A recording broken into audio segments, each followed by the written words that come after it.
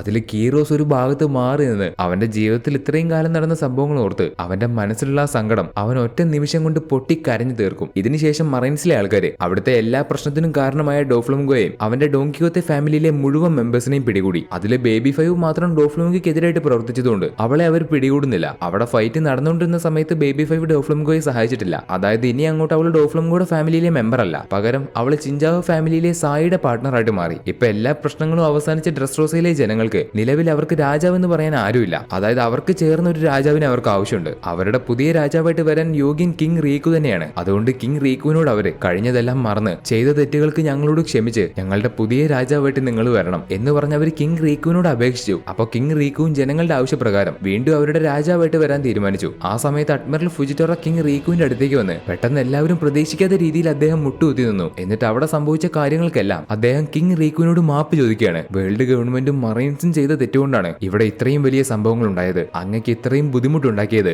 എപ്പോഴും നിയമം കാത്തു സൂക്ഷിക്കണമെന്ന് പറഞ്ഞു നടക്കുന്ന ഞങ്ങൾ മറൈൻസിന്റെ ഭാഗത്ത് നിന്ന് കൂടെ ഉണ്ടായ പിഴവുകൊണ്ടാണ്. ഇവിടെ നടക്കുന്ന പ്രശ്നങ്ങൾ അറിഞ്ഞിട്ട് പോലും ഞങ്ങൾ കണ്ണടച്ചു. ആദ്യം ഞങ്ങൾ ഡോഫ്ലും കൂടെ നിന്നു. അതുകൊണ്ട് ഞങ്ങൾ മറൈൻസിന്റെ ഭാഗത്തു നിന്നുണ്ടായ എല്ലാ തെറ്റുകൾക്കും അങ്ങയോട് താഴ്മയായി മാപ്പ് ചോദിക്കുന്നു എന്ന് പറഞ്ഞ് മുട്ടുകുത്തിയത് ഫുജിറ്റോറ മാത്രമല്ല, അദ്ദേഹത്തിന്റെ കൂടെ ഉണ്ടായിരുന്ന അവിടെയുള്ള മുഴുവൻ മറൈൻസുമാണ്. അവിടെ സംഭവിക്കുന്ന ഈ കാര്യങ്ങളെല്ലാം അഡ്മിറൽ ഫുജിറ്റോറ ലോകത്തിലെ എല്ലാ സ്ഥലത്തേക്കും ബ്രോഡ്കാസ്റ്റ് ചെയ്തു. അവിടെ സംഭവിച്ച കാര്യങ്ങളെല്ലാം പുറത്തറിയാതിരിക്കാനാണ് വേൾഡ് ഗവൺമെന്റ് എപ്പോഴും ശ്രമിക്കാറ്. അല്ലെങ്കിൽ സംഭവിച്ച കാര്യങ്ങളെ വളച്ചൊടിച്ച് വേൾഡ് ഗവൺമെന്റിന്റെ ഭാഗത്താണ് എപ്പോഴും ശരിയെന്ന് അവർ വരുത്തി തീർക്കും. പക്ഷെ അഡ്മിറൽ ഫുജിറ്റോറ ആവട്ടെ അവിടെ എന്ത് സംഭവിച്ചോ അത് വള്ളി പുള്ളി തെറ്റാതെ ബ്രോഡ്കാസ്റ്റ് ചെയ്തു. അവിടെ സംഭവിച്ച കാര്യങ്ങളും ഡോഫ്ലമിംഗോയെ വേൾഡ് ഗവൺമെന്റ് സഹായിച്ചതും അവൻ അവിടെ ചെയ്തു കൂട്ടിയ കാര്യങ്ങളും അവനെ ലൂഫി തോൽപ്പിച്ച കാര്യങ്ങളും അവിടുത്തെ പ്രശ്നങ്ങൾക്ക് പുറകിലെ വേൾഡ് ഗവൺമെന്റിന്റെ ഒരു പങ്കും, ഇങ്ങനെ എല്ലാ സത്യങ്ങളും അഡ്മിറൽ ഫുജിറ്റോറ കാരണം ലോകത്തിലെ എല്ലാ സ്ഥലങ്ങളിലെ ജനങ്ങൾ പറഞ്ഞു. നിങ്ങൾ ഓർക്കണം, ഒരു അഡ്മിറൽ ഒരാളുടെ മുന്നിൽ മുട്ടുകുത്തി നിന്നു. പോരാത്തതിന് അവിടെ സംഭവിച്ച കാര്യങ്ങൾക്കെല്ലാം താനും കൂടെ ഉത്തരവാദിയാണെന്ന് പറഞ്ഞ് മാപ്പ് പറഞ്ഞു. മറൈൻസിലെ എന്നല്ല വേൾഡ് ഗവൺമെന്റിലെ ഒരാൾ പോലും അങ്ങനെ പറയില്ല. ഈ ഒരു മനുഷ്യന് മാത്രം ഒരു പ്രത്യേകതയുണ്ട്. ചെയ്തത് തെറ്റാണെങ്കിൽ അത് തെറ്റാണെന്ന്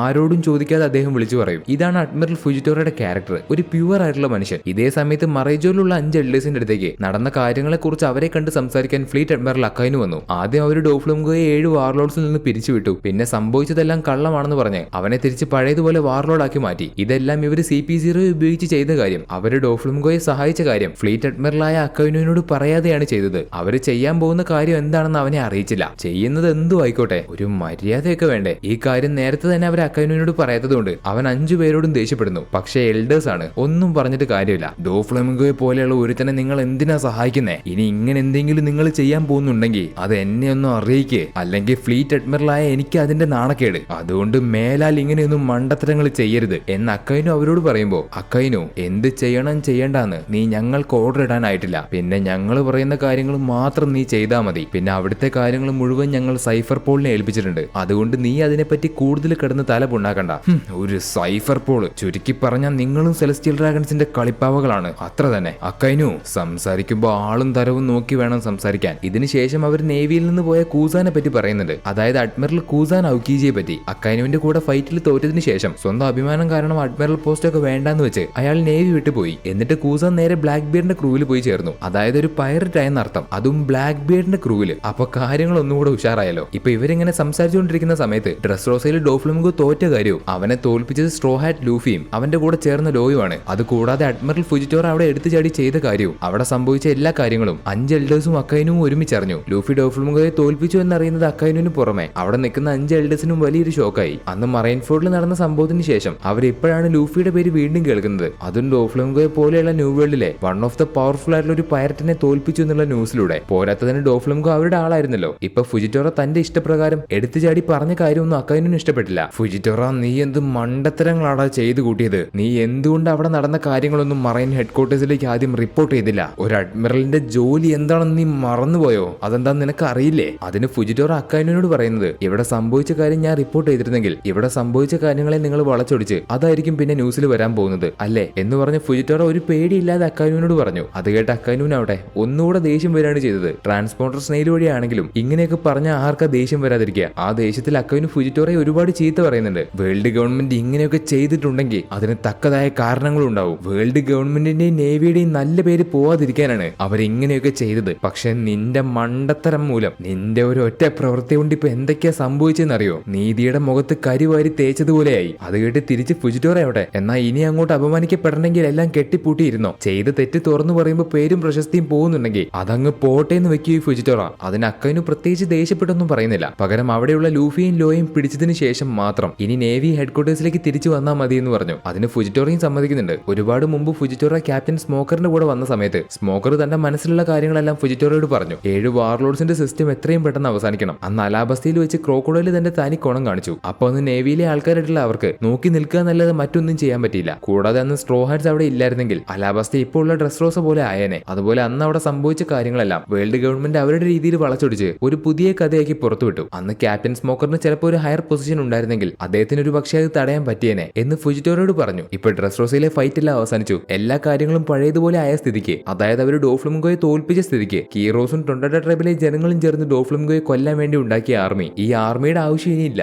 അതുകൊണ്ട് ക്യാപ്റ്റനായ കീറോസ് അവരുടെ ആ ആർമി ഡിസ്ബാൻഡ് ചെയ്തു. പക്ഷെ എന്നിരുന്നാൽ പോലും ആ രാജ്യത്തെ പഴയ അവസ്ഥയിലേക്ക് തിരിച്ചു കൊണ്ടുവരാൻ അവരുടെ എല്ലാവരുടെയും സഹായം ഇനിയും ഉണ്ടാവണമെന്ന് കീറോസ് അവരോട് പറഞ്ഞു. ഫൈറ്റിന് ശേഷം ലൂഫിയും സ്ട്രോ ഹാറ്റ്സിനെയും അവരെ സഹായിച്ച ലോ, കാഞ്ചറോ, കിനിമോൻ അങ്ങനെ എല്ലാവരെയും നേവിയിലെ ആൾക്കാർ കാണാതിരിക്കാൻ അവരെ എല്ലാവരെയും ദൂരെയുള്ള കീറോസിന്റെ വീട്ടിൽ കൊണ്ടുപോയി താമസിപ്പിച്ചു. അന്ന് രാത്രി എല്ലാവരും ക്ഷീണം കാരണം റെസ്റ്റ് ചെയ്തുകൊണ്ടിരിക്കുന്ന സമയത്ത് അവിടേക്ക് നമ്മുടെ സാബോ പെട്ടെന്ന് കയറി വന്നു. അവന്റെ കുഞ്ഞനിയനെ അവസാനമായിട്ട് കണ്ടതിന് ശേഷം അവിടെ നിന്ന് തിരിച്ചു പോകാൻ വേണ്ടി സാബോയും അവന്റെ ആൾക്കാരും അവിടേക്ക് വന്നത് ഡോഫ്ലംഗോയുടെ വെപ്പൺ ഡീലിംഗ് തടയാനും എന്നിട്ട് ആ വെപ്പൺസ് മുഴുവൻ അവിടുന്ന് കൊണ്ടുപോകാൻ വേണ്ടിയാണ്. ആ കാര്യം എന്തായാലും സാബോയും അവന്റെ ആൾക്കാരും കൃത്യമായിട്ട് ചെയ്തു. ഇനി അവർക്ക് അവിടെ നിന്ന് പോകാനുള്ള സമയമായി. ലൂഫിയെ കാണാനെത്തിയ സാബോ പണ്ട് അവരുടെ കുട്ടിക്കാലത്ത് ശരിക്കും എന്താണ് സംഭവിച്ചതെന്ന് അവിടെയുള്ള സ്ട്രോ ഹാറ്റ്സിനോടും ബാക്കിയുള്ള ആൾക്കാരോടും പറഞ്ഞു കൊടുക്കുന്നുണ്ട്. പണ്ട് അവരുടെ ഐലൻഡിലേക്ക് വന്ന സെലസ്റ്റിയൽ ഡ്രാഗൺ അവൻ രക്ഷപ്പെട്ട് പോകാൻ ശ്രമിച്ച കപ്പലിലേക്ക് അറ്റാക്ക് ചെയ്ത് ആ കപ്പൽ മുഴുവനായിട്ടും തകർത്തു. പക്ഷെ എല്ലാവരും വിചാരിച്ചതുപോലെ അന്ന് സാബോ മരിച്ചില്ല. അന്ന് ആ ഐലൻഡിൽ ഉണ്ടായിരുന്ന ഡ്രാഗൺ സാബോയെ രക്ഷപ്പെടുത്തി. എന്നിട്ട് അവരുടെ കപ്പലിലേക്ക് കൊണ്ടുവന്നു. തുടർന്ന് ബോധം വന്ന് എണീക്കുന്ന സാബോയ്ക്ക് ആവട്ടെ കഴിഞ്ഞ കാര്യങ്ങളൊന്നും ഓർമ്മയില്ല. അവന്റെ എല്ലാ ഓർമ്മയും നഷ്ടപ്പെട്ടു. അവൻ ആകെ അറിയുന്നത് അവന്റെ പേര് മാത്രമാണ്. അതും അവന്റെ പേരാണെന്ന് അവന് ഉറപ്പില്ല. മുഴുവനായിട്ടും അവന്റെ എല്ലാ ഓർമ്മയും നഷ്ടപ്പെട്ടു. ശേഷം അവരവനെ തിരിച്ച് വീട്ടിലേക്ക് തന്നെ കൊണ്ടുപോയി ആക്കാമെന്ന് പറയുന്നുണ്ടെങ്കിലും സാബോ അതിന് സമ്മതിച്ചില്ല. അത് എന്തുകൊണ്ടാണെന്നൊന്നും സാബോയ്ക്ക് അറിയില്ല. പക്ഷെ വീട്ടിലേക്ക് തിരിച്ചു പോകണ്ടെന്ന് അവന്റെ മനസ്സ് പറഞ്ഞു. അതുകൊണ്ട് അന്ന് സാബോ റവല്യൂഷണറി ആർമിയുടെ കൂടെ ചേർന്നു. തുടർന്ന് കുട്ടിയായിരുന്ന സാബോയ്ക്ക് അവർ ട്രെയിനിങ് കൊടുത്തു. പക്ഷെ അവർ വിചാരിച്ചതുപോലെ അവൻ ബാക്കിയുള്ള കുട്ടികളെ പോലെയല്ല. അവൻ അവരെക്കാൾ ഒരുപാട് കഴിവും ഫൈറ്റ് ചെയ്യാനുള്ള എല്ലാ കാര്യങ്ങളും അറിയാമായിരുന്നു. അവന്റെ ഓർമ്മ മുഴുവനായിട്ട് നഷ്ടപ്പെട്ടിരുന്നെങ്കിലും അവന് ഫിസിക്കലി ചെയ്യാൻ കഴിഞ്ഞിരുന്ന കാര്യങ്ങളെല്ലാം അവൻ ചെയ്തു. അങ്ങനെ സാബോ കുറച്ചൊക്കെ വളർന്നു. അവൻ ഫൈറ്റ് ചെയ്ത് പഠിച്ചുകൊണ്ടിരിക്കുന്ന സമയത്ത് അവൻ നേരെ ഓടിച്ചെന്ന് കൂമയെ അറ്റാക്ക് ചെയ്യാനാണ് പോകുന്നതെന്ന് എല്ലാവരും വിചാരിച്ചു. പക്ഷെ അന്ന് അവൻ കൂമയല്ല അറ്റാക്ക് ചെയ്യാൻ പോയത്. പകരം അവരുടെ എല്ലാം ക്യാപ്റ്റൻ ആയിരുന്ന അവരുടെ തല ഡ്രാഗന്റെ നേരെയാണ്. അത് അന്ന് വെറും ചെറിയ ട്രെയിനിങ് ആണെങ്കിൽ പോലും സാബോ കൂട്ടത്തിലെ വലിയ ആളെ മനസ്സിലാക്കി നേരെ ചെന്ന് അറ്റാക്ക് ചെയ്തു. ശേഷം അവന്റെ 17ാമത്തെ വയസ്സിൽ സാബോ ഒറ്റയ്ക്ക് ശത്രുക്കളുടെ ഒരു മുഴുവൻ കോട്ട തന്നെ ഒറ്റയ്ക്ക് നിന്ന് തകർത്തു. ആ സമയത്ത് എയ്സും പൈററ്റ് ആവാൻ വേണ്ടി കടലിലേക്ക് ഇറങ്ങിത്തിരിക്കുന്നേ ഉള്ളൂ. അത് കഴിഞ്ഞ് 2 വർഷത്തിന് ശേഷം ലൂഫിയും പൈററ്റ് ആവാൻ വേണ്ടി കടലിലേക്ക് ഇറങ്ങി. അന്ന് സാബോയ്ക്ക് വയസ്സ് 20. അങ്ങനെ ഇരിക്കെ ഒരു ദിവസം മറൈൻഫോർഡിൽ നടന്ന സംഭവം മുഴുവൻ ലോകം മൊത്തം വാർത്തയായി. അതിൽ റവല്യൂഷണറി ആർമിയിലെ ആൾക്കാർക്കും പങ്കുണ്ട്. കാരണം അന്ന് റവല്യൂഷണറി ആർമിയിലെ ഇവാൻകോ അവിടെ ഉണ്ടല്ലോ. അങ്ങനെ എല്ലാവരും അവിടെ സംഭവിച്ച ന്യൂസ് വായിച്ചുകൊണ്ടിരിക്കുന്ന സമയത്ത് ഒരുപാട് ആൾക്കാർ ആ ഫൈറ്റിൽ മരിച്ചു. ഒരു എംപറർ വൈറ്റ് ബീഡ് മരിച്ചു. എന്നാൽ ഇതൊക്കെ കേൾക്കുമ്പോഴും സാബോയ്ക്ക് ഒരു കുഴപ്പമില്ല. പക്ഷെ അവസാനം ഫയർ ഫിസ്റ്റ് എയ്സും മരിച്ചു എന്ന് അവരുടെ വായിൽ നിന്ന് കേൾക്കുമ്പോൾ അത് കേട്ട സാബോ ഒരു നിമിഷം സ്റ്റക്കായി. ബാക്കിയുള്ളതൊക്കെ കേട്ടപ്പോൾ സാബോയ്ക്ക് ഒരു കുഴപ്പമില്ല. പക്ഷെ എയ്സിന്റെ ന്യൂസ് കേട്ടപ്പോൾ സാബോയ്ക്ക് പല കാര്യങ്ങളും ഓർമ്മ വന്നു. അവൻ എന്നിട്ട് ആ ന്യൂസ് പേപ്പർ എടുത്ത് നോക്കുമ്പോൾ അവന്റെ കണ്ണ് നിറഞ്ഞൊഴുകി. അപ്പൊ സാബോയ്ക്ക് പഴയ കാര്യങ്ങളെല്ലാം ഒറ്റയടിക്ക് ഓർമ്മ വന്നു. അവര് 3 പേരും ബ്രദേഴ്സ് ആയിരുന്നതും 3 പേരും ബ്രദേഴ്സ് ആണെന്ന് പറഞ്ഞ് സാക്കി കൈമാറിയതും എല്ലാ കാര്യവും ഒറ്റയടിക്ക് ഓർമ്മ വന്നപ്പോ സാബോ അവിടെ കിടന്ന് അലറി നിലവിളിച്ചു. ലൂഫിയുടെ അവസ്ഥ മറൈൻഫോർഡിൽ വെച്ച് എങ്ങനെയായിരുന്നു അതുപോലെ സാബോയുടെ ബോധം പോയി. ശേഷം 3 ദിവസം കഴിഞ്ഞിട്ടാണ് അവന്റെ ബോധം തിരിച്ചു വന്നത്. ശേഷം അവന് സംഭവിച്ച കാര്യങ്ങളെല്ലാം അവൻ ഡ്രാഗനോട് പറഞ്ഞു. അതുപോലെ അന്ന് കോല അവനോട് നിന്റെ പഴയ ഓർമ്മയെല്ലാം തിരിച്ചു കിട്ടിയില്ലേ, അതുകൊണ്ട് നീ തിരിച്ചു പോകുന്നുണ്ടോ എന്ന് ചോദിക്കുമ്പോൾ സാബോ പറയുന്നതാവട്ടെ ഇല്ല, ഞാൻ തിരിച്ചു പോകുന്നില്ല. ഇനി തിരിച്ചു പോയിട്ടും പ്രത്യേകിച്ച് കാര്യമുണ്ടെന്ന് എനിക്ക് തോന്നുന്നില്ല. ഇപ്പൊ അവന് സംഭവിച്ച കാര്യങ്ങളെല്ലാം സാബോ സ്ട്രോ ഹാറ്റ്സിനോടും മറ്റുള്ളവരോടും പറഞ്ഞു കൊടുക്കുമ്പോൾ ആ സമയത്ത് ലൂഫി ഉറക്കത്തിലായിരുന്നു. അതുകൊണ്ട് മാത്രം അവന് സാബോയെ കാണാൻ സാധിച്ചില്ല. ശേഷം സാബോ അവിടെ നിന്ന് പോകുന്നതിന് മുമ്പ് അവന്റെ ഒരു വിവര കാർഡ് ഉണ്ടാക്കി അത് കീറി അതിന്റെ ഒരു പീസ് സ്ട്രോ ഹാറ്റ്സിന് കൊടുത്തു. ഇനിയും ഒരുപാട് മറൈൻസ് ഇവിടേക്ക് വരും. അതുകൊണ്ട് നിങ്ങൾ എത്രയും പെട്ടെന്ന് ഈ സ്ഥലത്ത് നിന്ന് പോകുന്നതാണ് നല്ലത്. അതുപോലെ എനിക്കറിയാം ലൂഫി നിങ്ങൾക്ക് ഹാൻഡിൽ ചെയ്യാൻ പറ്റുന്നതിലും അപ്പുറമാണെന്ന്. പക്ഷെ എന്റെ കുഞ്ഞനിയനെ നല്ലതുപോലെ നോക്കിക്കോണേ എന്ന് പറഞ്ഞ് സാബോ അവിടെ നിന്ന് പോകുന്നു. അപ്പൊ സാബോ പറഞ്ഞ കാര്യം കേട്ട സോറയ്ക്കാവട്ടെ പണ്ട് അലാബസ്തിയിൽ വെച്ച് എയ്സ് പോകുന്നതിന് മുമ്പ്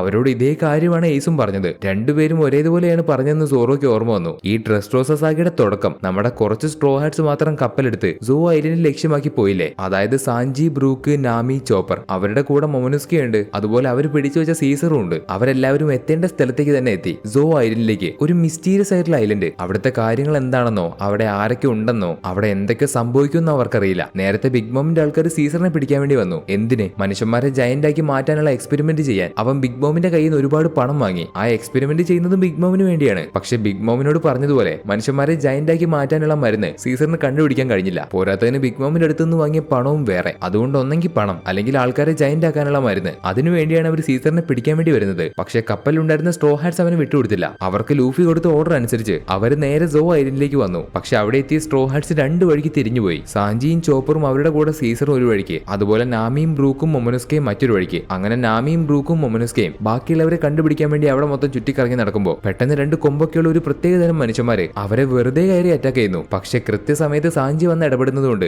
അവരെല്ലാവരും ആ കൊമ്പുള്ള മനുഷ്യന്മാരുടെ കയ്യിൽ നിന്ന് രക്ഷപ്പെട്ടു. ആ കൊമ്പുള്ള മനുഷ്യന്മാരെ ഏതോ ഒരു സാമുറായി അന്വേഷിച്ചാണ് നടക്കുന്നത്. പക്ഷെ ആ സാമുറായി ആരാണെന്ന് അറിയില്ല. ഇവരുടെ ഈ പ്രശ്നം കൂടാതെ ആ ഐലൻഡിന് മറ്റെന്തൊക്കെയോ പ്രത്യേകതയുണ്ട്. പെട്ടെന്ന് പ്രതീക്ഷിക്കാത്ത സമയത്ത് വെള്ളപ്പൊക്കം ഉണ്ടാവുന്നു. ആ ഐലൻഡിലൂടെ ഓടുന്ന സമയത്ത് അവർക്ക് മര്യാദയ്ക്ക് ഓടാൻ കഴിയുന്നില്ല. അങ്ങനെ വിചിത്രമായിട്ടുള്ള ഒരുപാട് പ്രശ്നങ്ങൾ ആ ഐലൻഡിനുണ്ട്. പെട്ടെന്ന് ചോപ്പറിന്റെ നിലവിളി കേട്ട് അവരെല്ലാവരും ചോപ്പറിന്റെ അടുത്തേക്ക് പോകുന്നു. ഇതേ സമയത്ത് ലോകത്തിന്റെ പല ഭാഗത്തുമുള്ള വേഴ്സ്റ്റ് ജനറേഷനിലെ പൈററ്റ്സ് നമ്മുടെ ലൂഫി ഡോഫ്ലിംഗോയെ തോൽപ്പിച്ച കാര്യം പറഞ്ഞു. അവർ മാത്രമല്ല, ലോകത്തിലെ അന്നത്തെ ന്യൂസ് മുഴുവൻ അതാണ്. ഈ വേഴ്സ്റ്റ് ജനറേഷനിലെ പൈററ്റ്സ്, പ്രത്യേകിച്ച് ന്യൂ വേൾഡിലേക്ക് വരുന്ന പുതിയ പൈററ്റ്സിനെ അവിടെ സർവൈവ് ചെയ്ത് പോവാന്ന് പറയുന്നത് വളരെ ബുദ്ധിമുട്ടായിട്ടുള്ള കാര്യമാണ്. അവരൊന്നെങ്കിൽ നല്ല പവർഫുൾ ആയിട്ടുള്ള പൈററ്റ് ക്രൂ ആയിരിക്കണം, അല്ലെങ്കിൽ വേറെ ഏതെങ്കിലും പൈററ്റ്സിന്റെ കൂടെ ചേർന്ന് ഒരു അലയൻസ് ഉണ്ടാക്കിയെടുക്കണം. അതായത് നമ്മുടെ ലൂഫിയും ലോയും ചെയ്തതുപോലെ 4 എംപറേഴ്സിലെ എംപറർ കൈഡോയെ തോൽപ്പിക്കാൻ വേണ്ടി അവർ കുറച്ച് സമയത്തേക്ക് മാത്രം ചേർന്ന് നിന്ന് പ്രവർത്തിക്കുന്നില്ലേ, അതുപോലെ ചെയ്യണം. ഇനി അതും അല്ലെങ്കിൽ പുതിയതായിട്ട് വരുന്ന പൈററ്റ്സ് ഏതെങ്കിലും ഒരു എംപററിനെ സഹായിച്ച് അവരുടെ കൂടെ നിൽക്കണം. അങ്ങനെയാണെങ്കിൽ അവർക്ക് നല്ലൊരു പ്രൊട്ടക്ഷനും കിട്ടും. ന്യൂ വേൾഡിൽ അവർക്ക് കുഴപ്പമില്ലാതെ സർവൈവ് ചെയ്ത് പോകാൻ പറ്റും. നമ്മുടെ ലൂഫിയുടെ കാര്യം എടുത്ത് നോക്കുകയാണെങ്കിൽ ലോയുടെ കൂടെ ചേരുമ്പോൾ കിട്ടുന്ന പ്രൊട്ടക്ഷനോ അല്ലെങ്കിൽ അവിടെ അതിജീവിച്ച് പോവാം എന്നൊന്നും വിചാരിച്ചിട്ടല്ല ലൂഫി അവന്റെ കൂടെ ചേർന്നത്. ലൂഫിയോട് ഇങ്ങോട്ട് വന്ന് ചോദിച്ചാണ്, നമുക്ക് രണ്ടുപേർക്കും കുറച്ച് സമയത്തേക്ക് മാത്രം ഒരു അലയൻസ് ഉണ്ടാക്കാം. കൈഡോയെ തോൽപ്പിച്ചതിന് ശേഷം നിനക്ക് നിന്റെ വഴി, എനിക്ക് എന്റെ വഴി. അതായത് ലൂഫിക്ക് ഒരുത്തനെയും പേടി ഉണ്ടായിട്ടല്ല ലോയുടെ കൂടെ ചേർന്നത്. സോ ന്യൂ വേൾഡിൽ ഒരു പൈററ്റ് ക്രൂവിനെ അതിജീവിച്ച് പോകണമെങ്കിൽ അവർ ഈ പറഞ്ഞ കാര്യങ്ങളിൽ ഏതെങ്കിലും ഒന്ന് ചെയ്യണം, അല്ലെങ്കിൽ അവരൊരു എംപറർ ആയിരിക്കണം. ഇപ്പൊ ന്യൂ വേൾഡിലുള്ള വേഴ്സ്റ്റ് ജനറേഷനിലെ പൈററ്റ്സ് ആയ kid, Hawkins, Scratchmen, app, 3 Piret ക്രൂവിലെ ക്യാപ്റ്റനായ ഇവര് 3 പേരും എംപറർ ഷാങ്സിനെ തോൽപ്പിക്കാൻ വേണ്ടി ഒരു അലയൻസ് രൂപീകരിച്ചു. ഇവര് ഷാങ്സിനോട് എതിർക്കാൻ ഒരു കാരണമുണ്ട്. ഒന്നാമത്തെ കാര്യം, ഷാങ്സ് ഒരു എംപറാണ്. ഒരു എംപറിനെ തോൽപ്പിച്ചാൽ പിന്നെ ആ തോൽപ്പിക്കുന്ന ആളായിരിക്കും അടുത്ത എംപറർ ആയിട്ട് വരാൻ പോകുന്നത്. വൈറ്റ് ബീഡ് മരിച്ചപ്പോൾ ബ്ലാക്ക് ബീഡ് എങ്ങനെയാണോ എംപറർ ആയത് അതുപോലെ. സോ ഷാങ്സിനെ തോൽപ്പിച്ചാൽ അവർക്ക് എംപറർ ആയിട്ട് മാറാൻ പറ്റും. അതുകൂടാതെ അവർക്ക് മറ്റൊരു കാരണം കൂടെയുണ്ട്. ഈ കിഡ് ന്യൂ വേൾഡിലേക്ക് ആദ്യമായിട്ട് വന്ന സമയത്ത് കിഡ് ഷാങ്സിന്റെ കൂടെ ഒന്ന് കോർത്തു. അറിയാലോ, ഷാങ്സ് ആണ്. കിഡിനെ ഷാങ്സ് അവിടെ വെച്ച് കൊന്നില്ല, പകരം അവന്റെ ഒരു കൈ മുറിച്ചെടുത്തു. രണ്ടുപേർക്കും ഇടയിൽ നടന്ന ഫൈറ്റില് കിഡിന് അവന്റെ കൈ നഷ്ടപ്പെട്ടു. അതിന്റെ ഒരു പ്രതികാരം എന്ന രീതിയിലാണ് അവനിപ്പോ ബാക്കിയുള്ളവരുടെ കൂടെ ചേർന്ന് ഷാങ്സിനെ തോൽപ്പിക്കാൻ നടക്കുന്നത്. സോ വേഴ്സ്റ്റ് ജനറേഷനിലെ കിഡ്, ഹോക്കിൻസ്, സ്ക്രാച്ച്മാൻ, ആപ്പു ഇവരെല്ലാവരും ചേർന്ന് ഒരു അലയൻസ് രൂപീകരിച്ചു. അടുത്തൊരാളാണ് ഡ്രേക്ക് പൈററ്റ്സിലെ ഡ്രേക്ക്. അവൻ എംപറർ കൈഡോയെ സഹായിച്ച് അവരുടെ കൂടെ ചേർന്നു. സോ എല്ലാവരും പല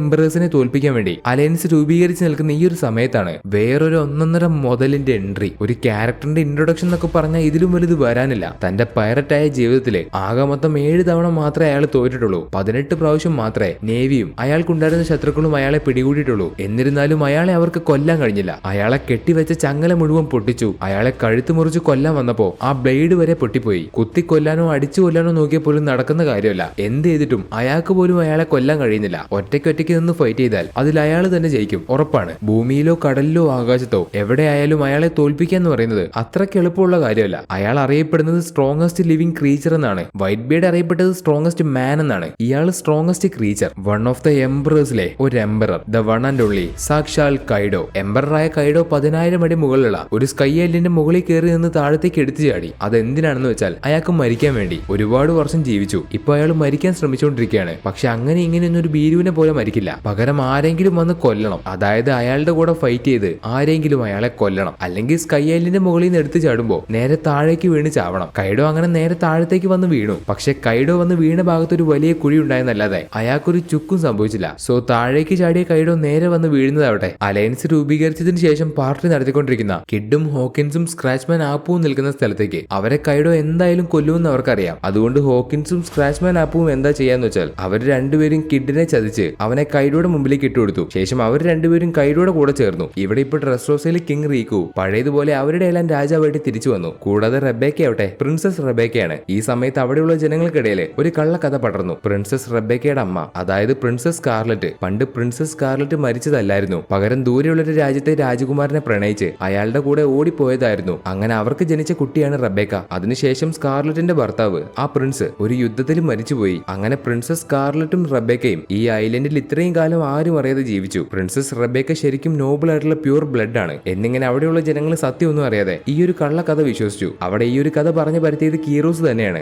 റബേക്ക തന്റെ മകളാണെന്ന് അവിടുത്തെ ജനങ്ങൾ അറിഞ്ഞാൽ ചിലപ്പോൾ അവരെന്ത് വിചാരിക്കും? ഒരു കൊലപാതകയുടെ മകൾ പ്രിൻസസ് ആയാൽ പിന്നീട് അതിനെ ചൊല്ലി റബേക്കയ്ക്ക് ഒരുപാട് പ്രശ്നങ്ങൾ ഉണ്ടായേക്കാം. ഇതൊക്കെ ആലോചിച്ച് റബേക്കയുടെ നല്ലതിനു വേണ്ടി മാത്രമാണ് കീറോസിന് ഇഷ്ടമില്ലെങ്കിൽ പോലും ആ ഒരു കഥ അവിടെ പറഞ്ഞു പരത്തിയത്. റബേക്കയോട് കീറോസ് ഈ കാര്യം നേരത്തെ പറഞ്ഞിരുന്നു. മറ്റുള്ളവർ തന്റെ അച്ഛൻ വേറൊരാളാണെന്ന് പറയുമ്പോൾ അവളുടെ അച്ഛൻ കീറോസ് ആണെന്ന് അവൾക്ക് പറയാൻ കഴിയുന്നില്ല. അതിൽ അവൾക്കൊരു തീരുമാനം എടുക്കാൻ കഴിയുന്നില്ല. ജനങ്ങൾ എല്ലാവരും പറയുന്ന കഥ അതങ്ങനെ തന്നെ ഇരുന്നോട്ടെ എന്ന് റബേക്കയോട് പറഞ്ഞ കീറോസ് അവളുടെ സന്തോഷത്തിന് വേണ്ടി അവളെ വിട്ട് ആ ഐലൻഡ് വിട്ട് എന്നേക്കുമായിട്ട് പോകാനാണ് കീറോസിന്റെ തീരുമാനം. ഡോഫ്ലംഗോയെ അവിടെ നിന്ന് ഇംബിൾ ഡൗണിലേക്ക് കൊണ്ടുപോകാൻ വേണ്ടി ഇൻസ്പെക്ടർ ജനറൽ സെങ്കോക്കുവും സുരു എന്ന് പറയുന്ന ഒരു ലേഡിയും അവനെ കൊണ്ടുപോകാനുള്ള ഷിപ്പുമായിട്ട് ഡ്രസ്സോസിലേക്ക് വന്നു. ഫ്ലീറ്റ് അഡ്മിറലായിരുന്ന സെങ്കോക്കു ആ പോസ്റ്റ് മാറിയതിനു ശേഷം ഇപ്പോൾ ഉള്ള പുതിയ പോസ്റ്റ് ഇൻസ്പെക്ടർ ജനറൽ ആണ്. സോ ഡ്രസ്സോസയിലുള്ള ഫുജിറ്റോറ 2 ദിവസം കഴിഞ്ഞിട്ട് ലൂഫിയെ പിടികൂടുന്നില്ല. അതായത് അവർക്ക് ലൂഫി എവിടെയുണ്ടെന്നൊക്കെ മനസ്സിലായി. പക്ഷെ എന്നിട്ട് പോലും ഫുജിറ്റോറ ലൂഫിയെ പിടിക്കാൻ വേണ്ടി പോകുന്നില്ല. കാരണം എല്ലാ ദിവസവും ലൂഫിയെ പിടിക്കണോ വേണ്ടോ എന്നറിയാൻ ഫുജിറ്റോറ ഒരു ഡൈസ് ഉരുട്ടി നോക്കും. കഴിഞ്ഞ 2 ദിവസം ഫുജിറ്റോറ ആ ഡൈസ് ഉരുട്ടി നോക്കി. അപ്പോഴൊക്കെ ആ ഡൈസ് വീഴുന്നത് ലൂഫിയെ പിടിക്കേണ്ട എന്നുള്ള രീതിയിലാണ്. സോ കഴിഞ്ഞ 2 ദിവസം ഡൈസ് അങ്ങനെ വീണതുകൊണ്ട് അദ്ദേഹം ലൂഫിയെ വെറുതെ വിട്ടു. പക്ഷെ അദ്ദേഹം 3ാമത്തെ ദിവസം ഡൈസ് ഉരുട്ടി നോക്കിയപ്പോൾ അത് വീഴുന്നത് ലൂഫിക്ക് എതിരായിട്ടാണ്. സോ 3ാമത്തെ ദിവസം ഫുജിറ്റോറ തന്റെ മുഴുവൻ ഫോഴ്സിനെയും കൂട്ടി ലൂഫിയെ പിടിക്കാൻ തീരുമാനിച്ചു. അങ്ങനെ എല്ലാ മറൈൻസും ലൂഫിയും സ്ട്രോ ഹാറ്റ്സിനെയും അവിടെയുള്ള മുഴുവൻ പൈററ്റ്സിനെയും പിടികൂടാൻ തയ്യാറായി. അപ്പോൾ ഈ കാര്യം നേരത്തെ അറിയുന്ന സ്ട്രോ ഹാറ്റ്സും അവിടെയുള്ള ബാക്കിയുള്ള പൈററ്റ്സും എല്ലാവരും ആ ഐലൻഡ് വിട്ട് രക്ഷപ്പെടാൻ പുറത്തേക്ക് ഓടിപ്പോകുന്നു. പക്ഷെ ലൂഫി മാത്രം അവരുടെ കൂടെ പോകുന്നില്ല.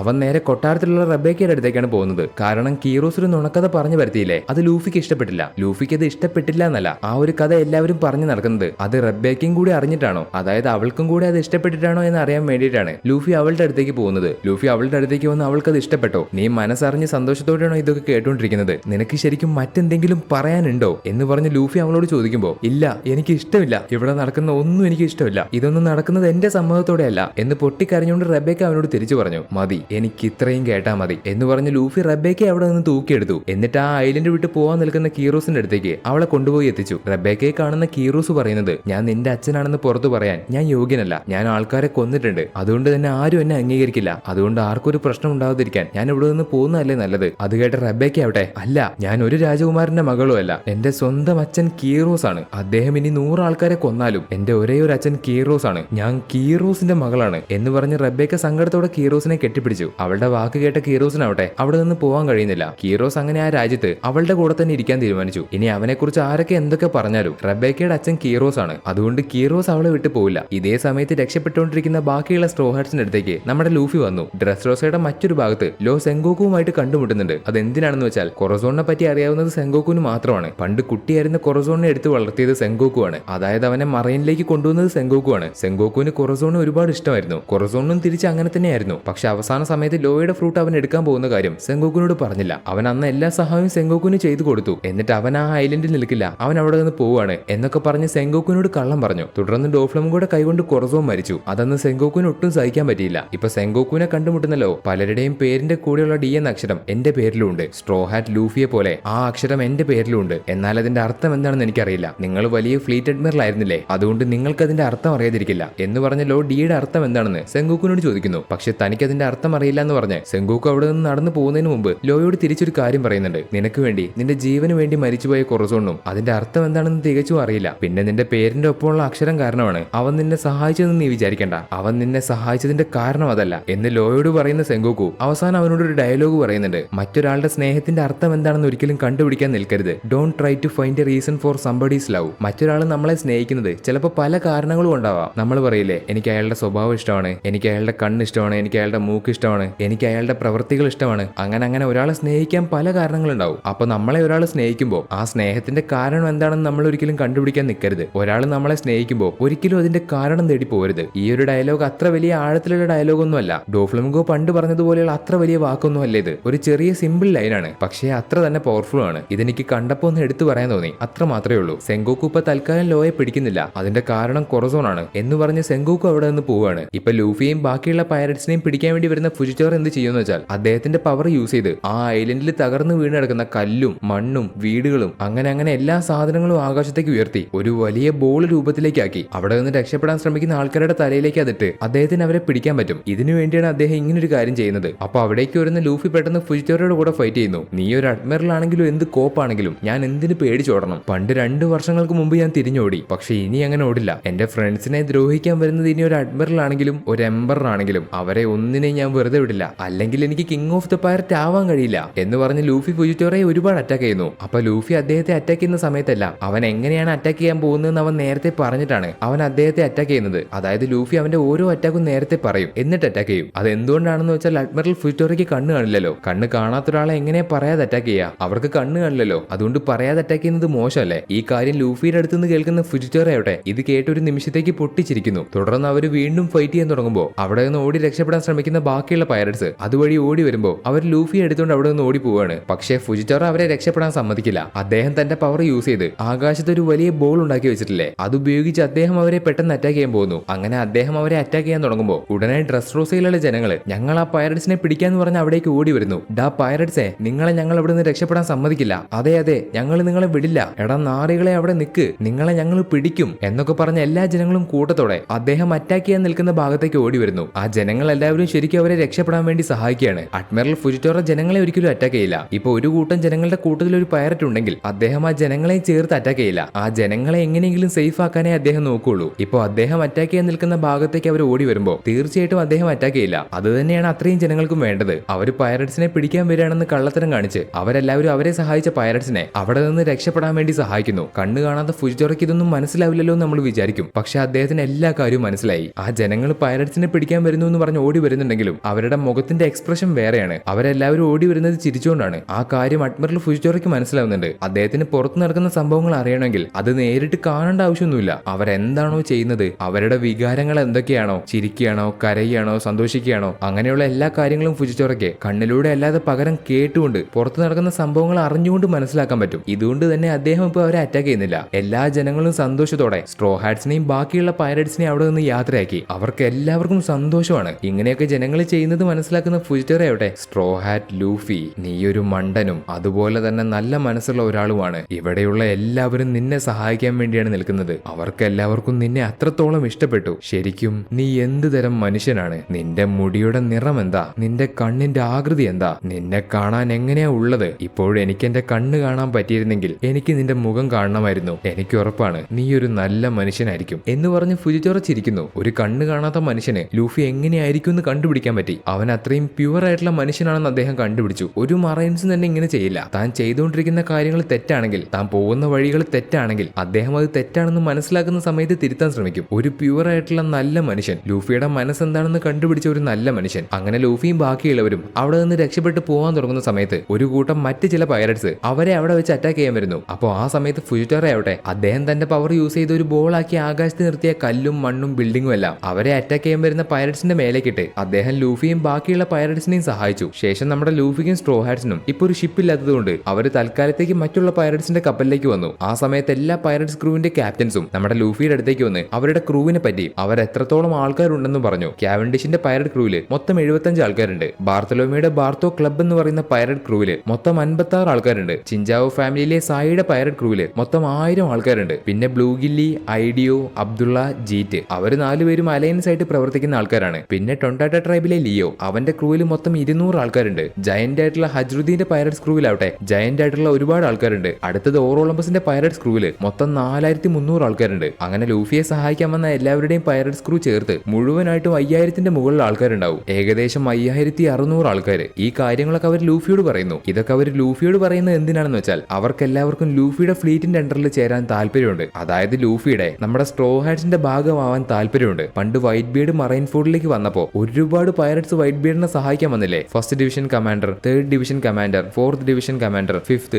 6th അങ്ങനെ വൈറ്റ് ബീഡിന്റെ അണ്ടറിൽ ഒരുപാട് ഫ്ലീറ്റുകൾ ഉണ്ടായിരുന്നില്ലേ? ഒരുപാട് മറ്റു പല ഷിപ്പുകൾ ഉണ്ടായിരുന്നില്ലേ? അതൊക്കെ വൈറ്റ് ബീഡിന്റെ അണ്ടറിൽ വൈറ്റ് ബീഡിനെ സഹായിക്കാൻ ഉണ്ടായിരുന്ന ആൾക്കാരാണ്. അവരെല്ലാവരും സ്വന്തം ക്രൂ ആണെന്ന് വേണമെങ്കിൽ പറയാം. അതേപോലെ ഇപ്പൊ ഇവരെല്ലാവർക്കും നമ്മുടെ ലൂഫിയുടെ സ്ട്രോ ഹാറ്റ്സിന്റെ കൂടെ ചേരണമെന്ന് പറഞ്ഞു. അങ്ങനെ തുടർന്ന് എല്ലാവരും സാക്കെ കൈമാറി ലൂഫിയുടെ ഫ്ലീറ്റിലേക്ക് ചേരാൻ തുടങ്ങുമ്പോൾ ലൂഫി അവരോട് എല്ലാവരോടായിട്ട് പറയും, എനിക്കിതിപ്പോ കൈമാറാൻ കഴിയില്ല, ഞാനിത് കുടിക്കില്ല. കാരണം ഞാനിപ്പോ ഈ സാക്കെ കുടിച്ചാൽ ഞാൻ വലിയൊരു ഫ്ലീറ്റിന്റെ ക്യാപ്റ്റൻ ആവില്ലേ? അതെ ലൂഫി ചേട്ടാ, അതെ, നിങ്ങളിത് കുടിച്ചാൽ 5600 ആൾക്കാര് നിങ്ങളുടെ ഫ്ലീറ്റിന്റെ അണ്ടറിലുണ്ടാവും. അങ്ങനെ അതിനുശേഷം നിങ്ങൾക്ക് പതിയെ പതിയെ കിങ് ഓഫ് ദ പൈററ്റായി മാറാൻ പറ്റും എന്ന് ബാർത്തലോമിയോ പറയുമ്പോൾ അതിന് ലൂഫി ആവട്ടെ, എനിക്ക് നിങ്ങളുടെ വലിയ ക്യാപ്റ്റൻ ഒന്നും ആയിട്ട് മാറണ്ട. ഗായ്സ്, നിങ്ങൾ ശ്രദ്ധിച്ച് കേക്ക്. നിങ്ങൾക്ക് എവിടെ വെച്ചൊരു പ്രശ്നം ഉണ്ടാവുകയാണെങ്കിൽ അല്ലെങ്കിൽ നിങ്ങൾക്ക് എപ്പോഴെങ്കിലും സഹായം വേണ്ടി വരികയാണെങ്കിൽ അപ്പൊ നിങ്ങളെ സഹായിക്കാൻ ഞങ്ങൾ അവിടെ ഉണ്ടാവും. ഇനി ഞങ്ങൾക്ക് എന്തെങ്കിലും പ്രശ്നം വരികയാണെങ്കിൽ, ഞങ്ങൾക്ക് സഹായം വേണമെങ്കിൽ ഞങ്ങൾ ഉറപ്പായിട്ട് നിങ്ങളെ വിളിക്കും. അപ്പൊ നിങ്ങൾ ഞങ്ങളെ സഹായിക്കാൻ വന്നാൽ മതി. സത്യം പറഞ്ഞാൽ എനിക്ക് ഇത്രയും വലിയൊരു ക്രൂവിന്റെ ബോസ് ഒന്നും ആവണ്ട. നമ്മളെല്ലാവരും ഡോഫ്ലോമിക്കെതിരെ ഒരുമിച്ച് നിന്ന് ഫൈറ്റ് ചെയ്ത കാര്യം ഞാൻ ഒരിക്കലും മറക്കില്ല. ലൂഫി പറയുന്നത് കേൾക്കുന്ന പൈററ്റ്സിന് അവൻ എന്താണ് പറഞ്ഞു വരുന്നതെന്ന് മനസ്സിലായി. അവരെല്ലാവരും ഒരാളുടെ കീഴിൽ പണിയെടുക്കേണ്ട ആൾക്കാരല്ല,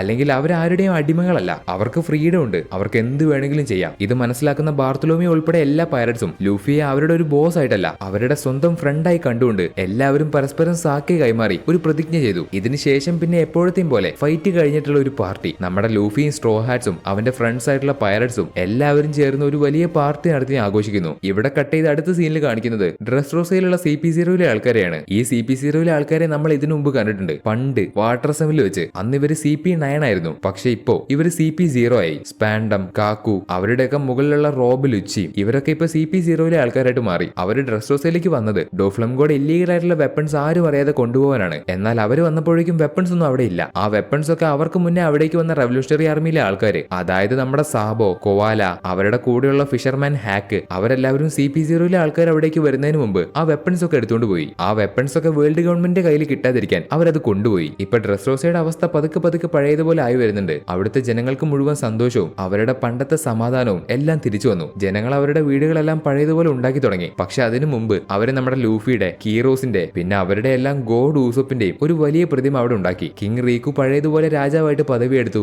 എല്ലാവർക്കും സന്തോഷം മാത്രം. അവരുടെ രാജ്യം പതിയെ പതിയെ ശരിയായി വരുന്നുണ്ട്. മറ്റൊരു ഭാഗത്ത് കടലിലൂടെ ഇമ്പൽ ഡൗണിലേക്ക് പോയിക്കൊണ്ടിരിക്കുന്ന നേവിയുടെ കപ്പലില് അവര് ഡോഫ്ലംഗോയെ ഒരുപാട് ചങ്ങല കൊണ്ട് വരിഞ്ഞു മുറുകി കെട്ടിവെച്ചിട്ടുണ്ട്. ഫുജിറ്റോറ ഒരു മണ്ടൻ തന്നെ. അവൻ എന്റെ കൂടെ ചേർന്നിരുന്നെങ്കിൽ ആ കീടങ്ങളെ എനിക്ക് ഒറ്റയടിക്ക് ഇല്ലാതാക്കാമായിരുന്നു. പക്ഷെ ഞാൻ വിചാരിച്ചതുപോലെയൊന്നും അവസാനം സംഭവിച്ചില്ല. പക്ഷെ ഒരു കാര്യമുണ്ട്, നിങ്ങൾ എന്നെ തോൽപ്പിക്കാൻ പാടില്ലായിരുന്നു. ഒരു ദിവസം ഈ കാര്യം ആലോചിച്ച് നിങ്ങൾ വിഷമിക്കും എന്നിങ്ങനെ ചങ്ങല കൊണ്ട് ബന്ധിക്കപ്പെട്ട ഡോഫ്ലംഗോ പറയുമ്പോ അവന്റെ അടുത്തിരിക്കുന്ന വൈസ് അഡ്മിറൽ സുരു ഒരിക്കലുമില്ല, അങ്ങനെ ഒരിക്കലും നടക്കാൻ പോകുന്നില്ല. ഞങ്ങൾ നിന്നെ കൊണ്ടുപോയി ഇടാൻ പോകുന്ന സ്ഥലത്ത് നിന്ന് നീ പുറത്തിറങ്ങിയിട്ട് വേണ്ടേ. അതിന് ഡോഫ്ലംഗോ, തുറന്നു വിട്ട ഒരു മോൺസ്റ്ററിന് ഇത്രയും കാലം ഞാൻ കൊടുത്തുകൊണ്ടിരുന്ന ഭക്ഷണം പെട്ടെന്നങ്ങ് നഷ്ടപ്പെട്ടാലോ? ഈ ലോകത്ത് ഇപ്പൊ ഏറ്റവും മുകളിലിരിക്കുന്ന ആരെങ്കിലും ഉണ്ടോ? ഈ ലോകത്തിലെ എല്ലാ കടലുകളും ആരാ ഭരിക്കുന്നത്? അത് 4 എംബറേഴ്സിലെ ഏതെങ്കിലും എംബറർ ആണോ, അതോ 7 വാർലോഡ്സിലെ ആരെങ്കിലുമോ? ഇനി അതുമല്ലെങ്കിൽ വേസ്റ്റ് ജനറേഷനിലെ കീടങ്ങളോ? അല്ല, ഇവരാരും അല്ല. ദ നേവി, നിയമത്തിന്റെ മിലിറ്ററി ഫോഴ്സ്, അവരാണ് ഈ കടല് ഭരിക്കുന്നത്. അവർക്ക് പുറമെ റവല്യൂഷണറി ആർമി, അതിലെ മെമ്പേഴ്സും. ഡി ഫാമിലിയെ ലോകത്തിന്റെ ചരിത്രത്തിൽ നിന്ന് മറച്ചു വെച്ചു. അവരെപ്പോഴാ എങ്ങനെയാ പുറത്തേക്ക് വരാൻ പോകുന്നെന്ന് ആർക്കും അറിയില്ല. ആരാരുടെ ഭാഗത്താ നിൽക്കാൻ പോകുന്നതെന്നും അറിയില്ല. ആരാരെ ചതിക്കുമെന്നും അറിയില്ല.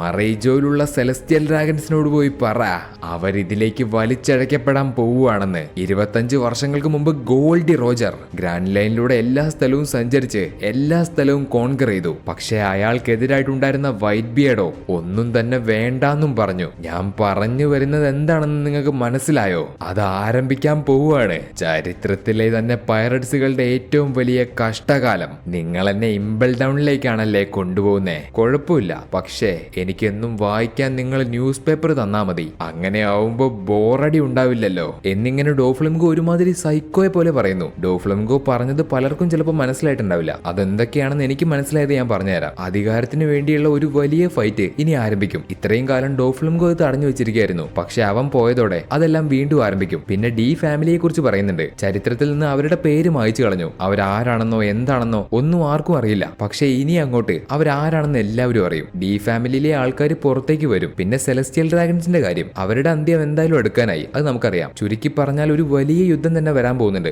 എല്ലാം അവസാനിച്ചു എന്ന് അവർ വിചാരിച്ചു. പക്ഷെ ഇതെല്ലാം ഒരു വലിയ യുദ്ധത്തിലേക്കുള്ള തുടക്കമാണ്. കാര്യങ്ങൾ അങ്ങനെ സംഭവിച്ചുകൊണ്ടേയിരിക്കും. ഇപ്പൊ ഡോഫ്ലംഗോയെ കൊണ്ടുപോകുന്ന കപ്പല് ദൂരത്ത് നിന്ന് മറ്റൊരു പൈററ്റ് ഷിപ്പിലെ ആൾക്കാർ നോക്കുന്നുണ്ട്. ആ പൈററ്റ് ഷിപ്പിലെ ആൾക്കാർ മറ്റാരുമല്ല, എംബറർ കൈഡോയുടെ ആൾക്കാരാണ്. അവരെങ്ങനെയെങ്കിലും മറൈൻസിന്റെ അടുത്ത് നിന്ന് ഡോഫ്ലംഗോയെ കൊണ്ടുപോകാനാണ് ശ്രമിക്കുന്നത്. പക്ഷേ ഒരു പ്രശ്നമുണ്ട്. ആ നേവി ഷിപ്പിൽ മറ്റ് 2 ആൾക്കാരുണ്ട്. താഴെ ഇരുന്ന് കഞ്ഞി കുടിച്ചോണ്ടിരിക്കുന്ന സെങ്കോക്കും ഫുജിറ്റോറയും. വേറെ ആരും വേണ്ട, അവര് മാത്രം മതി. ഒരുത്തനെ കൊണ്ട് ഡോഫ്ലംഗോയെ തൊടാൻ പോയിട്ടൊന്നും അടുത്തേക്ക് വരാൻ പോലും കഴിയില്ല. സോ കൈഡോയുടെ ആൾക്കാർ ദൂരത്ത് നിൽക്കുന്നത് കൊണ്ട് ഒരു കാര്യമില്ല. സെങ്കോക്കും ഫുജിറ്റോറയും കപ്പലിൽ ഉള്ളിടത്തോളം കാലം അവർക്ക് ഡോഫ്ലംഗോയെ പിടിച്ചു കൊണ്ടുപോകാൻ കഴിയില്ല. ഇവിടെ ലൂഫിയുടെ അടുത്തേക്ക് വരുമ്പോൾ പാർട്ടി എല്ലാം കഴിഞ്ഞതിന് ശേഷം ലൂഫി എല്ലാവർക്കും അവന്റെ ഒരു വീവർ കാർഡിന്റെ പീസ് കൊടുക്കുന്നുണ്ട്. എന്നിട്ട് ലൂഫിയും സ്ട്രോ ഹാറ്റ്സും ബാർത്തലോമയുടെ കപ്പലിലേക്ക് വന്നു. മറ്റുള്ള എല്ലാവരും അവരുടെ വഴിക്ക് പോയി. ഡ്രസ്റോസയിൽ നടന്ന ഫൈറ്റിന് ശേഷം നമ്മുടെ ലൂഫിയുടെയും സ്ട്രോ ഹാറ്റ്സിന്റെയും വാർഡഡ് പോസ്റ്ററിലെ ബൗണ്ടി കൂടി. അവരുടെയൊക്കെ ക്യാപ്റ്റൻ നമ്മുടെ ലൂഫിയുടെ ബൗണ്ടി 500 മില്യൺ. അടുത്തത് നമ്മുടെ vice captain Roronoa Zoro 320 million berry. സാഞ്ചിക്ക് 177 മില്യൺ ബെറി. ഗോഡ് ഊസോപ്പിന് 200 മില്യൺ മില്യൺ ബെറി, നാമിക്കാവട്ടെ 66 മില്യൺ ബെറി, റോബിന്റേത് 130 മില്യൺ ബെറി, ഫ്രാങ്കിക്ക് 94 മില്യൺ ബെറി. ഊസോപ്പിനേക്കാൾ കുറവാണ് ഫ്രാങ്കിക്ക്. അടുത്തത് ബ്രൂക്കിന് 83 മില്യൺ ബെറി. കൂട്ടത്തിൽ ഏറ്റവും കുറവ് ചോപ്പറിനാണ്, വെറും 100 ബെറീസ്. അത്രേ ഉള്ളൂ ചോപ്പറിന്. ഇതെങ്ങാനും ചോപ്പർ അറിഞ്ഞാലുണ്ടല്ലോ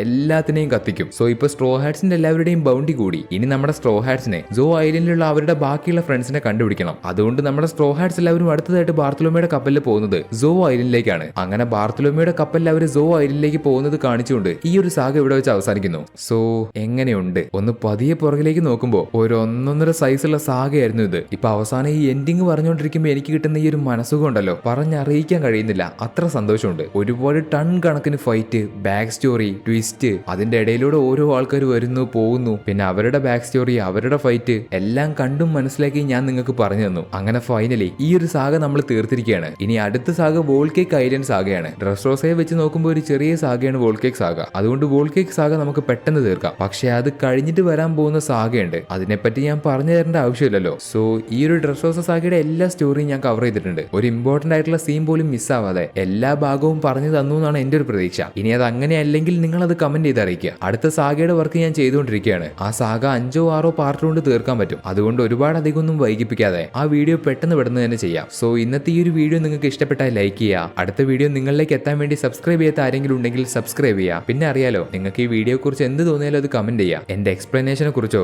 ഓരോ ക്യാരക്ടേഴ്സിനെ കുറിച്ചോ സ്റ്റോറിയെ കുറിച്ചോ എന്ത് വേണമെങ്കിലും കമന്റ് ചെയ്യാം. നിങ്ങൾക്ക് ഒന്നും കമന്റ് ചെയ്യാൻ കിട്ടിയിട്ടില്ലെങ്കിൽ നിങ്ങൾ ലൈക്ക് ചെയ്ത സമയത്ത് എത്ര ലൈക്കായി എന്ന് കമന്റ് ചെയ്യുക. കൂടാതെ ഇപ്പൊ ഹൈപ്പ് എന്ന് പറയുന്ന ഒരു പുതിയ ഓപ്ഷൻ വന്നിട്ടുണ്ട്. അപ്പൊ നിങ്ങൾ അതൊക്കെ ചെയ്യുമെന്ന് ഞാൻ പ്രതീക്ഷിക്കുന്നു. എന്നാ അടുത്തൊരു വീഡിയോയുമായി കാണുന്നതുവരെ അനിമേ ലവേഴ്സ്, ഇറ്റ്സ് മീ അനിമോ.